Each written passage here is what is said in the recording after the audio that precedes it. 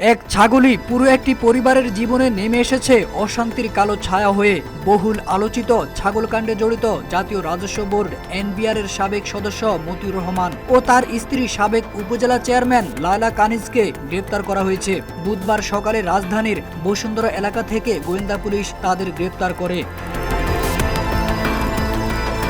ডিবির media ও public relations কর্মকর্তা মোহাম্মদ তালিবুর রহমানের পাঠানো এক বার্তায় তিনি এ তথ্য নিশ্চিত করেছেন।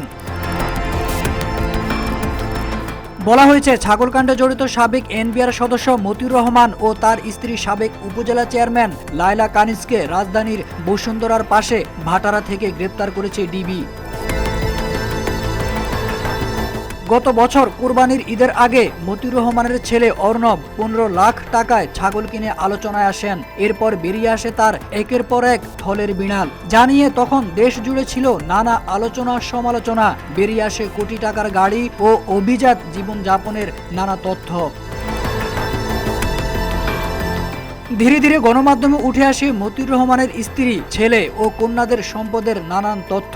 এরপর ওএসডি করা হয় মতিউর রহমানকে। তার বিরুদ্ধে মামলা করেছে দুদক। মতিউর রহমান ও তার স্ত্রী সন্তানের বিদেশ যাত্রায় নিষেধাজ্ঞা এসেছে আদালত থেকে। তারেক আজিজ খান, রূপালী বাংলাদেশ।